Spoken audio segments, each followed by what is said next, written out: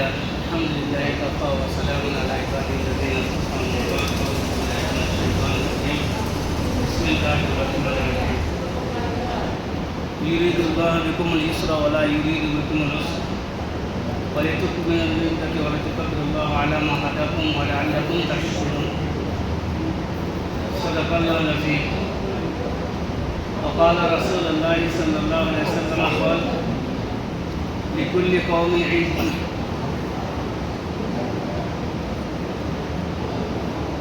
وهذا عيدنا أو كما قال عليه الصلاة والتسليم محترم दोस्तों আল্লাহ সুবহানাহু ওয়া তাআলার বড় অনুপম মেহেরবানি দয়া তিনি আমাদেরকে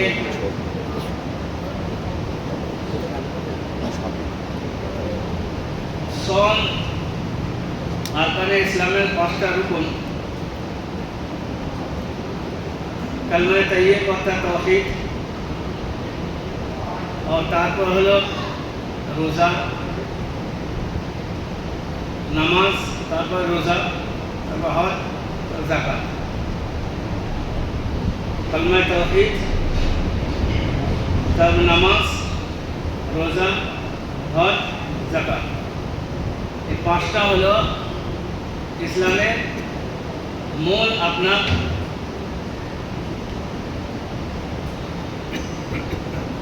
ভিত যার উপরে পুরো শরীয়তটা ডিপেন্ড করে এই পাঁচটা স্তম্ভের উপরে পুরো শরীয়ত আর এই পাঁচটার ব্যাখ্যার নাম হলো কোরআন এই পাঁচটার ব্যাখ্যার নাম হলো হাদিস এই পাঁচটার ভেতরে আমরা সব আছি কালমা নামাজ রোজা হজ যাকাত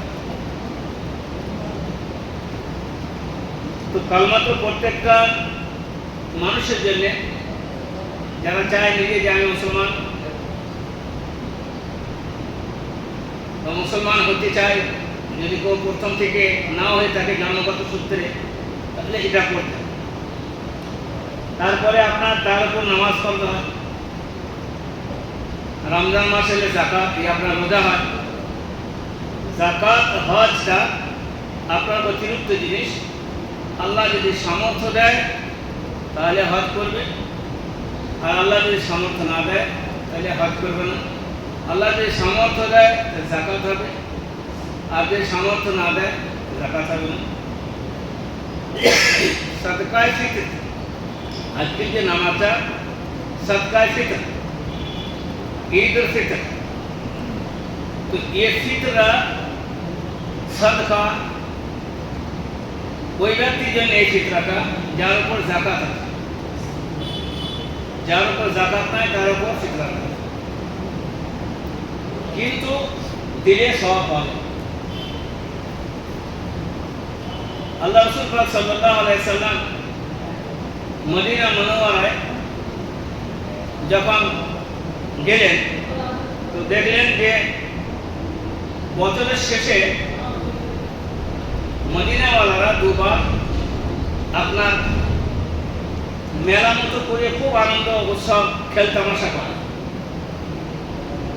আল্লাহ রাসূল পাক সাল্লাল্লাহু আলাইহি সাল্লাম সাহাবাদের জিজ্ঞেস করলেন যে এটা কি তা বললেন যে এটা হচ্ছে গিয়ে আপনার আমাদের খুশির দিন বছরে আপনার বাৎসরিক দুবার এই খুশি আমরা করে থাকি এরকম সাধারণভাবে নাচ গান তামাশা ইসলামের বাইরে যেটা হয় একটা শেখা শরীয়ত বিরোধী কাজ যেটা হয় সেটার নাম হলো তাদের খেল তামাশা খুশি আল্লাহ রাসূল পাক সাল্লাল্লাহু আলাইহি ওয়াসাল্লাম সাহাবাদের বললেন আমার কাছে দুটো খুশি আছে আমার কাছে দুটো খুশি আছে আমার আল্লাহ দুটো খুশি দিয়েছেন বলে ইন্না লিকুল্লি কওমে ঈদা ওয়া হাযা ঈদুনা প্রত্যেকটা জাতির একটা খুশি থাকে আর আমার জাতির খুশি হলো যে ঈদ আর বকরিদ ঈদের দুটো মানে বারবার ঘুরে ঘুরে আসার নাম হলো ঈদ। আদাইয়া তো লটনের মানে ঘুরে ঘুরে আসা, আর ঈদের মানে হলো খুশি। খুশিটা কিসের? খুশিটা ওই রকম খুশি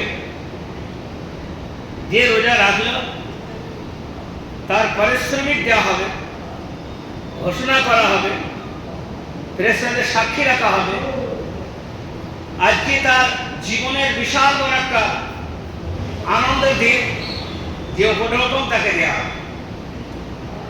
ফেরেশতারা জিজ্ঞেস করলেন, রব্বে কারীম, ওই সমস্ত জন মজদুর যারা তার কাজ, যারা যার ডিউটি পরিপূর্ণভাবে পালন করলো, তার কি পারিশ্রমিক?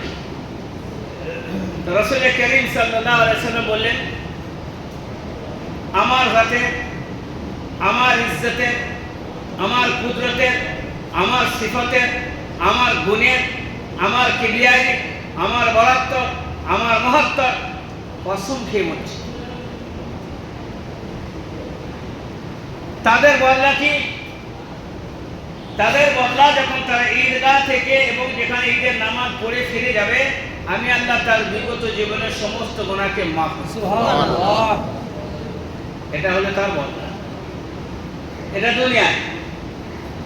আর ফেরেশতারা যে রাস্তায় ওনারা আসবেন ওনাদের স্বাগতম জানাবার জন্য, ওনাদেরকে স্যালুট মারার জন্য, ওনাদেরকে সম্মান প্রদর্শন করার জন্য কাতারে কাতারে ফেরেশতা থাকেন।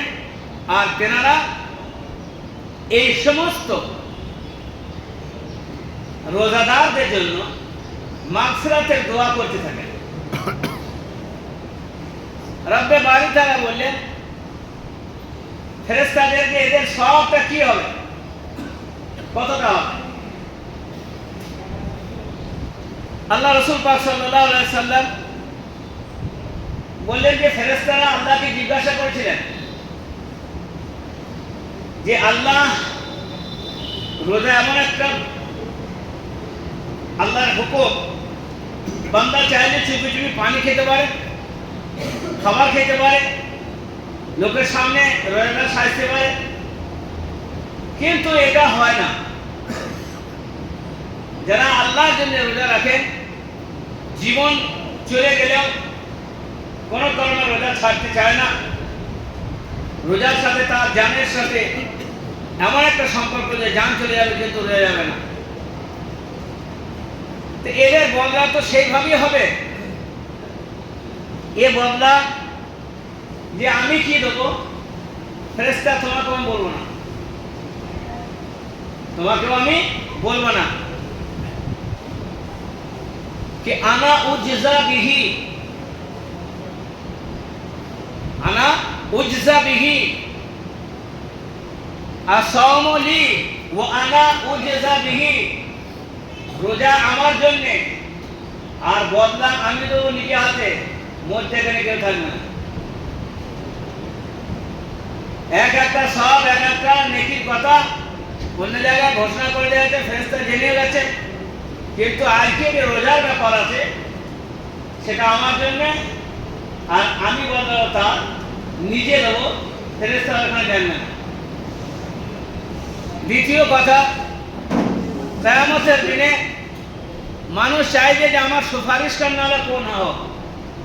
মানুষ যখন বিশাল বড় একটা বিপদের সম্মুখীন হয় তখন তিনি, আমরা সকলেই ভেবে থাকি আমার সাপোর্টের লোক, আমার সপক্ষে লোক, এমন একটা ক্ষমতা, এমন একটা শক্তি আমাকে গাইড করুক যে আজকের এই দুর্দিন থেকে আমি বেঁচে যাই, মহাসংকটের দিন থেকে বেঁচে যাই। সবাই চেষ্টা করবে, যেমন দুনিয়ার বুকে যার শক্তি থাকে, যার সামর্থ্য থাকে, সে অনেক জায়গায় সফলতা আর তার সপক্ষে বা তার মনের মতো কাজ হয়ে যায়। কিন্তু কিয়ামতের দিনে ব্যাপার হলো যে সেদিন সুপারিশ করবে এমন কি? তো কিয়ামতের দিনে শাফাআত করনে वाला তিনটি জিনিস আছে। এই তিনটি জিনিস কিয়ামতে সুপারিশ করবে আপনার, আর এই তিনটি সুপারিশকে আল্লাহ কবুল করবেন। অথরিটি দেওয়া হয়েছে যে আপনি সুপারিশ করুন,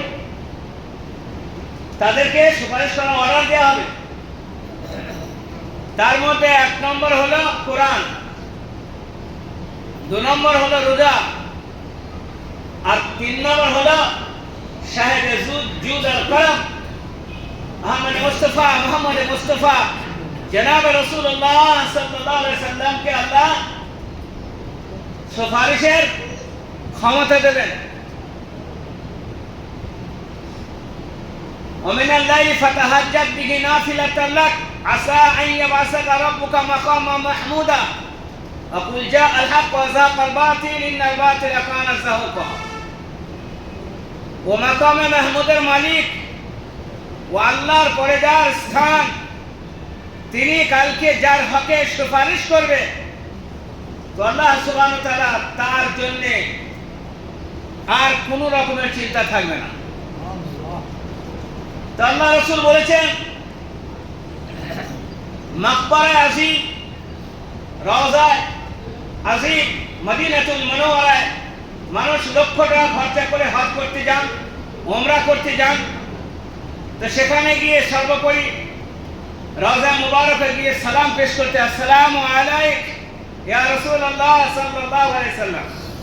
তো জনাব রাসূলুল্লাহ সাল্লাল্লাহু আলাইহি সাল্লাম রওজা মুবারক, রওজার আজহার থেকে ভিতর থেকে উনি উত্তর দেন, ওয়া আলাইকুম আসসালাম। কিন্তু যখন সালাম দিচ্ছে তার মুখে দাড়ি নাই, ভাই যেমন কেটে আর চাচি সাদা করে দেন, ওর আমার চাচা আছে। রাসূল করিম সাল্লাল্লাহু আলাইহি সাল্লামকে সালাম করলো, উত্তর দিল, কিন্তু যেমন তিনি সালাম করলে উত্তর দিলেন, কিন্তু আল্লাহ রাসূলের মনে শান্তি হলো না। সালামটা মুসলমানের মতো, আর মুখটা অমুসলমানের ঘোষের মতো।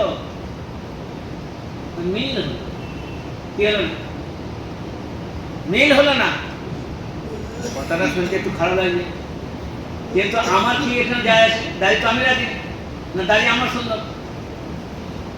যেখান থেকে দাড়ির উৎপত্তি,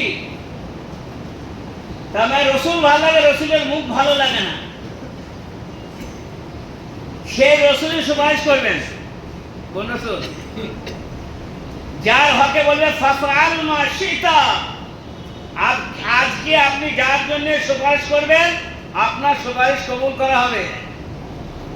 শুধু মনের শখ মেটাবার জন্য, একটু আপ টু ডেট সাজার জন্য, একটু বুড়োটা কলপ করিয়ে দাড়িটা চেঁচিয়ে একটুখানি ঢাকা দিয়ে একটুখানি যুবক ছেলে মানুষ ভাব আনার জন্যে, হ্যাঁ, বইকালে যাওয়ার পরও জওয়ান সাজাতে একটা শখ, যাহা ছোট ছেলে মাসা পরে কচি দাড়ি ওঠে, তাদেরও বিয়ে হয়, তাদেরও শখ আছে। কিন্তু 7 কালে পর বইকাল হয়ে গেছে, এখনো ভোর কাটেনি। কিসের ঘর? না সুন্নতের পরোয়া, না নামাজের পরোয়া, না রোজার পরোয়া, না পোশাকের পরোয়া। যা মন তাই, যেটা করতে নেই সেটা করে, আর যেটা করতে আছে সেটা করে না। মনে ভালো লাগে না, মন ভেজে না। মাহফিলে কিয়ামতের দিন যখন যাবেন তো রাসূল করিম সাল্লাল্লাহু আলাইহি সাল্লাম চাইবেন উম্মতের সুপারিশ করি, কিন্তু ফেরেশতা এসে এরকম টান দিয়ে মুখে মারবে চাপা, बोले हटाओ, वो जमाना याद करो जिस जमाने में सुन्नत की ये खुद मिटाए और इसकी कोई कीमत नहीं दी, ये आपके वो उम्मत में शामिल नहीं है, ये बाकी है, ये आपके ख्यामत करने वाला है। ये नमाज ज़ाया किया है, रोजा ज़ाया किया है, तरावी के खराबी में बदल दिया, कुरान पाक की तिलावत नहीं किया, ये मर्दूशुमारी में ये नाम के एतबार से तो मुसलमान है, मगर अमल से कोसों दूर है। ना नबी से वास्ता, ना इस्लाम से, ना अरकान इस्लाम जाने, ना रुकुन के कोई पता, ना आखिरत के भय, ना जहन्नम का खौफ, ना जहन्नम जन्नत की जो उम्मीद और आरज़ू, इसे तो कोई किसी का परवाह नहीं रहा। ये तो किसी धूल में था। हटाओ यहाँ से। ফেরেশতা বলবে তাড়িয়ে দে, এখানে তো তাড়ছিস, মার মুখে চাপড়। কিন্তু রসুলের মনে কষ্ট হয়। বাপের যেমন কানাটাও কষ্ট হয়, ঘোড়াটারও কষ্ট হয়, কিন্তু কিছু করার নাই। মান তারাকা সুন্নতি ইন মান আইয়াস সুন্নতি ইনদা ফাসাদি উম্মতি মিআতু শাহীদ। 100 শহীদের সওয়াব পাবে যদি একটা সুন্নতি জিন্দা করা হয়। তারাবির নামাজ হচ্ছে আর পেছন থেকে টুক মেরে পালাচ্ছে, মনে হচ্ছে এমন দিন আসবে না। কোরআন হচ্ছে, কাবাতুল্লাহ আল্লাহ রাসূল কোরআন পড়ছেন, আর যারা আল্লাহ রাসূলের দুশমন তারা প্ল্যান তৈরি করেছে, যে কোরআন শুনবে তার চামড়া ফাটবে। তাদের নিজেদের মধ্যে কষাকষি চলছে, কোরআন শুনলে পরে চামড়া ফাটবে। আর আল্লাহ রাসূল কোরআন পড়লে পড়ে না, একবার যদি তো শুনে ফেলেছে বল যে অর্থাৎ ইসলাম নিয়ে চলেছে। তা বললে ওয়ালগাও ফীহি লাআল্লাকুম তাগলিবুন, কোরআন পড়ার সময় তোমরা সর গোল করবে, শুনবে না। শুনলেই ভেতরে এলে পরে গোলমাল হয়ে যাবে, তালি মারবে, আওয়াজ করবে, ভোঁ করবে, তাহলে পরে আমরা শুনতে পাবো না। না শুনলে আমাদের করে ওর কোনো এফেক্ট হবে না। যারা আইন তৈরি করলে তারা সবাই চলে গেল। আল্লাহ রাসূল পাক সাল্লাল্লাহু আলাইহি ওয়াসাল্লাম রাতে যখন কোরআন পড়ছেন কাবায়, এরা পাশ দিয়ে কি শুনছে, যে এরিগুলো মানা করেছিল এরিগুলো পাশ থেকে শুনছে। শুনতে শুনতে শোনে যা তাড়াতাড়ি, তাই ধরা পড়েছে না। শুনতে শুনতে অতার হয়ে দাঁত বার করে ফজর হয়ে গেছে। একজন লোক দেখতে পাচ্ছি ও তাড়াতাড়ি ছুটি পালাচ্ছে, দেখি ফেললে কোনো এদিকে পালাচ্ছে, ও ওকে দেখেনি, ও ওকে দেখেনি। কোথায় আছে? হ্যাঁ তুই কোথায় গেছিলি? আমি যেখানে গেছি তুই কোথায় গেছিলি? হ্যাঁ আমি যেখানে গেছি তুই কোথায় গেছিলি? বল না তোর ব্যাপার আছে। বলি সত্যি কথা বলবো? মানে হ্যাঁ। বল ভাই বলেছি তো কেউ শুনবে না, কিন্তু আমি থাকতে পারিনি, আমি কোরআন শুনছি। তা বলো ওই অবস্থা আমু তো ওদিকে ওই মেলার ওই কোনো শুনছিল। বলে যা হয়েছে তার বলবি না, জাতি তাহলে আমাদের ঘর রাখবে।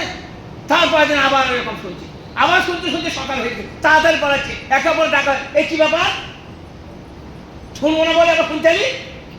তুই কেন যাবি? আমি আসতে 3 জনের ঝটাপটি দেখলাম। কাল থেকে বলি যদি আসি না তা আমাদের পার্লামেন্টে বিচার হবে, হার মূল করছেন। বলছি কাজ ভাই আর একটা সাহেব বলবো আর ও হবে না, বুঝলি?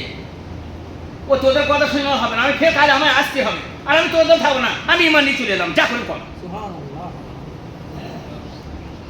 আমি আর তোদের থাকবো না। কোরআনের মধুর মতো সুর যদি এত ভালো লাগে তাহলে ওর ভেতরে ঢুকলে কত ভালো লাগে। আমি তো বাইরে আছি, তাও আমার টেনে নিচ্ছে। আর আমরা এক মুসলমান রমজান মাসে কোরআন আরম্ভ করলে, তারাবি আনা করলে ওকে শয়তান টেনে নিচ্ছে, বার হয়ে চলে যাচ্ছে। ও কোরআন শুনবে না বলে মুসলমান, আর ও কাফের কোরআন শোনার জন্যই ঝগড়া করছে। ইমান কোথায় আছে? হ্যাঁ, मन रहा का दही का, जैसा करेगा वैसा भरेगा। कापन सबके बराबर है, मगर कबर बराबर नहीं है। तुम्हारा सादा कापन, हमारा सादा कापन। তুমিও মুফতি সাহেব মানুষ, আল্লাহওয়ালা লোক, আর আমি একদম গাঁজা খুঁজে, আমারও কাপন। তোমার যেমন কবর আমারও কবর, সব একই রকম দেখছি। হ্যাঁ, অতটা সস্তা নয়। একটা সাপ এত বড় হবে, কিন্তু কবরটা এত ছোট। মশাই এতটুকু কবর, আর এত বড় বড় সাপের গল্প শোনাচ্ছেন, সাপ ঢোল মারবে, অমুক করবে, তোরা কেমন করে হয়? তাহলে মোবাইলের ভেতর সারা দুনিয়া কেমন করে আসে? গুগলের মধ্যে সারা দুনিয়া কি করে আছে, এতটুকু মোবাইল সারা দুনিয়া আছে, ওই সারা দুনিয়াতে মধ্যে জানে মশা, আর কবরের মধ্যে সারা দুনিয়া সবাই না। হ্যাঁ, যে ব্যক্তি শক্তি থাকা সুস্থ থাকার পরেও হালাল রুজি নিজের কামাইয়ের রুজি খেয়েছে, সে যেমন মদ আর সুর হারাম খেলে পরে সেই রকম খাবারটা সে খেয়েছে। আপনি ভাত খাচ্ছেন সেটা না, যেমন মদ হারাম সুর হারাম, রোজা রাখেননি, শক্তি ছিল, সবল ছিলেন, সব ছিলেন, শুধু আপনি পরে গুরুত্ব না দেওয়ার কারণে আপনার সারা মাস ওই চলেছে। উনি যদি যে নামাজ এসে পড়ে নেয় আর মসজিদ মুসাল্লায় চলে আসে, তা আল্লাহ ফেরেশতা কি বলবে, বাপ রে এর লেগে জান্নাত একবারে সেলুট মারছে। আল্লাহ বলছে, আয় তুই ঘুরে পাকে একবার তোকে দেখছি, তুই যেমন অত্যাচার করেছিস, ফেরেশতা তোর লেগে গদা নিয়ে দাঁড়িয়ে আছে, তোর অত্যাচার কবর থেকে শুরু হবে, মরার আগে থেকে শুরু হবে। সেই কারণে দোস্ত, রোজা আরকান ইসলামের মধ্যে মুসলমান হয়ে যদি না রোজা রাখতে পারে তার কোনো অসুবিধার কারণে, তা সে যেন কাউরের সামনে আহার না করে, তার হায়েদ আছে কিংবা নিফাস আছে, বাচ্চা হওয়ার পরে কিংবা মাসিকের যে শারীরিক অসুবিধার কারণে তার রোজা রাখা আল্লাহর তরফ থেকে ছাড় আছে, কিন্তু তার জন্য এই ছাড় নাই যে তার স্বামীর সামনে কি তার ছেলের সামনে কি তার বালিকার সামনে আল্লাহ তোমার মাফ করতে খাবো না, তুমি লুকিয়ে খাবে, দেখিয়ে খাবে না। তাই সবল আজকে আপনার কেউ বাধা দেওয়ার নাই, আজকে আপনাকে কেউ বলার বোঝাবার নাই, কিন্তু আব্বাস রাদিয়াল্লাহু তাআলা আনহু বললেন, যদি কেউ শক্তি থাকার পরেও সুস্থ থাকার পরে রোজা রাখেনি আর ইসলামী হুকুমতায় আর দেখছো খাচ্ছে, ছুটি গিয়ে মাথা রেখে দাও, মাথা কেটে দাও, ওর বেঁচে থাকার কোনো অর্ডার নাই, মাথাকে ছেড়ে ফেলে। আর কারণ ইসলামকে নষ্ট করতে হবে, মাথা নষ্ট করে ছেড়ে ফেলে কুত্তা খায় কেন? আর কারণ ইসলাম তুমি শরীরের ভিড় ভেঙে দিয়েছ, তোমার বেঁচে থাকার অধিকার নাই। কিন্তু আমরা কিভাবে মাছি এলো বসলো উড়িয়ে দিলাম, কোনো ব্যাপার নেই, বুঝে কোনো ব্যাপার নেই, নামাজের কোনো ব্যাপার নেই, দেখাচ্ছেন কোনো ব্যাপার নেই। দোস্ত, আপনি যদি মনে করেন যে এখানে ঘুম এসে গায়ে ঘুরে বেড়াবো, কে কি বলে বল, তার ব্যবস্থা করো, ঘুম আসতে পারো, আমি মানে ঘুমকে আতর বলবো, আমি বলতে পারি, আমি ঘুরে ব্যবসা করবো করতে পারো। কিন্তু কোন বিবেক সম্পন্ন মানুষ না শরীয়ত এটাকে আপনার বলেছে যে হ্যাঁ ভালো কাজ করছে, সেজন্য আপনার আমার ঈদ তার যার পুরো রোজার মাসে রোজা রাখা হয়েছে তার ঈদ, আর বাকিগুলো ঈদের সাথে আসা হয়েছে। যদি তোবা করে খালি দিল থেকে যা ভুল হয়েছে আগামীতে করবো না, তাহলে আল্লাহ তাকেও মাফ করে দেবেন। তোবা একটা দরজা খোলা আছে, শত ভুল করেছে জেনে বুঝি, কিন্তু আজকে আমি তোবা করলাম, আল্লাহ ভুল করে ফেলেছি, আগামীতে আর কোনদিন করবো না, এরপরে কিছু নেবো না, মাফ হয়ে গেল।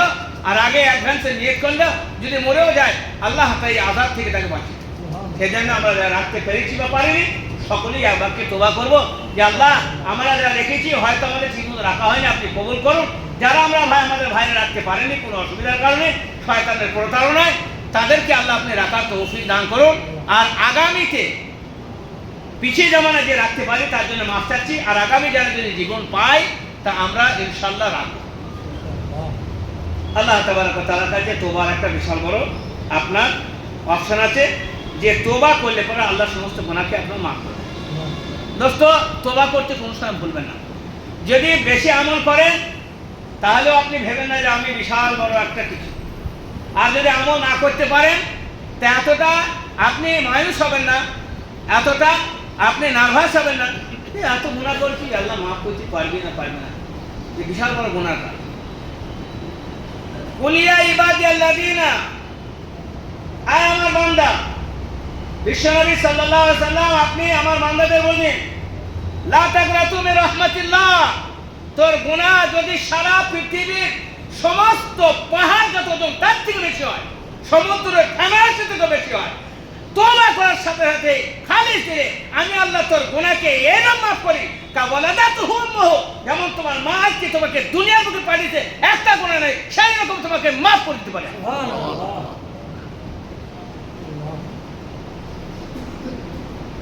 ইন্না গাযাবি সাবাকাত, ইন্না রাহমাতি সাবাকাত আলাল গাযাবি, আমার রহমতটা আমার গজবের উপর, আমার কাহারিয়াতের, আমার জলবার উপর, আমার রাগের উপরে আমার রহমতের ঢাকা আছে। বান্দা যখনই আমার কাছে রহমতের আশা করে তা তখনই আমার রহমত তার কাছে চলে আসে, গজব চাপা পড়ে যায়। আপনি রোজা রাখেন, বিশাল গুনাহ করেছেন, অনুতপ্ত হয়েছেন, শেষ হয়ে গেছে আপনার গুনাহ, এইবার আমি যদি বলি এই লোকটা খারাপ, রোজা রাখেনি, তা আমার পিটাই হবে। কে তুই বলার অধিকার কে দিয়েছে? ও জানিস ওর সাথে আমার সেটেলমেন্ট হয়ে গেছে, ওর সাথে আমার মাফি তালাকি হয়ে গেছে, তুই বলার কে যে ও রোজা রাখেনি? এই কারণে আমি কাউকে রোজার নাম ধরে বলতে পারি না।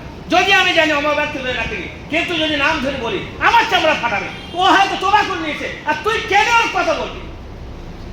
এখানে বিশ্বনবী সাল্লাল্লাহু আলাইহি ওয়াসাল্লাম যখন কোনো কথা জাতির গুনাহ দেখতেন, খারাপই দেখতেন, তা বলতো আমার জাতিকে কি হয়েছে, আমার জাতি এমন কেন করেন? অথচ জানতেন রাসূল যে এই লোকটা এই লোকটা এই লোকটা এরা বদমাইশ, এমনকি মুনাফিক যারা ইসলামের ধারে পাশে নাই তারা পর্যন্ত চাতুরি বদমাইশি নানা রকমের ছল চাতুরি করলেন, সেখানে তাদেরকে ডাইরেক্ট আল্লাহ রাসূল সাল্লাল্লাহু আলাইহি ওয়াসাল্লামকে টার্গেট করতে না, সেখানে এমন একটা ভঙ্গি একটা করতে যে মানুষের সম্মান এবং তার মর্যাদায় এবং তার সম্মানের আঘাত না লাগে, সে যেন এমন একটা একরামের সাথে কমন পন্থায় তিনি শিক্ষা দিতেন, যদি মানুষ হতো তা সে বলে পানি হয়ে যেত, তার সময় আঘাত করতেন। আমার বক্তব্যের মাধ্যমে যদি কেউ আঘাত পান, আমি তার পা ধরে মাফ চাচ্ছি। আমি কাউকে আঘাত দেওয়ার জন্য বলি, আমি বলছি যে আমার জীবন শুনাবে, আমি তো জান্নাতের পথে যেতে পারি, আপনি জান্নাত পেয়ে যান। তাহলে সাহাবাই বলেছিলেন, ফুস্তু রাব্বিল কাবা, যখন শহীদ হচ্ছেন, দুনিয়া থেকে মা দৌলত সব চলে যাচ্ছে, জান চলে যাচ্ছে, তা কাফের হাসছে, বলা হচ্ছে বরবাদ হয়ে গেল, বলতো তা সাহাবাতে না, ফুস্তু রাব্বিল কাবা, কাবার রবের কসম খেয়ে বলছি আমি তো কামিয়াব হয়ে গেছি, আমি কামিয়াব হয়েছি, বরবাদ হইনি। মুসলমান রোজা রাখে কামিয়াব হয়, মুসলমান নামাজ পড়ে কামিয়াব হয়, মুসলমান তোবা করে কামিয়াব হয়। সেজন্য আমাদের গুনাহ সামান্য, আপনার গুনাহ কত ক্ষমতা আছে, কতটা গুনাহ করেছে? সারা পৃথিবীর গুনাহ যে একটা মানুষ করে থাকে, আর সে যদি চোখের পানি ফেলে যাবে, আল্লাহ বড় কথা, তুমি মাফ করে দাও ভাই, ওই চোখের পানিটা পড়তে না পড়তে। আর এই দুটো চোখের কোণে মাছির মাথা পরিমাণ যদি পানি আসে, আমি আল্লাহ পৃথিবীর সমস্ত আটলান্টিক মহাসাগর পর্যন্ত পানি যদি জাহান্নামে দেওয়া হয়, তা এক চুল পরিমাণ আগুনের কিছু আপনার নিভাতে পারবে না। কিন্তু চোখের কোণ থেকে 2 ফুটা পানি যদি পড়ে যায়, তা হাবিয়া দোজক পর্যন্ত নিভে যাবে, শেষ হয়ে যাবে, সে একদম বরফ হয়ে যাবে। আপনার চোখের পানি একটা পাওয়ার আনবে। সেজন্যে আমরা আজকেই তোবা করবো, জীবনে যা গুনাহ করছি আল্লাহ তোবা করলাম, ইনশাআল্লাহ চেষ্টা করবো। আল্লাহ আমাদের সকলকে পড়াশোনা থেকে আমাদের তৌফিক দান করুন। কাউকে কোনো টার্গেট, কোনো আলেম, কোনো মওলানা, কোনো নবী ছিল না, না থাকা দরকার, তাহলে বলে সে কিয়ামতের বেইজ্জত হবে। কাউকে বেইজ্জত করার জন্য কাউকে টার্গেট না করা, বায়ান হচ্ছে লিল্লাহিতের সঙ্গে, আর তার এবং আমার জাতির মঙ্গলের জন্য, আমার এই যে দেশে বাস করছি দেশের মঙ্গলের জন্য, আমার সারা পৃথিবীর সমুদায় সৃষ্টির মঙ্গলের জন্য এই টার্গেট থেকে বায়ান করতে হবে। কাউকে ছোট করার উদ্দেশ্য করলে আল্লাহ তাকে কিয়ামতের জলিল করবে। আল্লাহ আমাদের সকলকে পাক করুন, পবিত্র করুন, এবং সকলের গুনাহ ত্রুটি আল্লাহ মাফ করুন, তার সঙ্গে আমারও মাফ করুন। ওয়া আখিরু দাওয়ানা আলহামদুলিল্লাহি রাব্বিল আলামিন। আসসালামু আলাইকুম ওয়া রাহমাতুল্লাহি ওয়া বারাকাতুহু।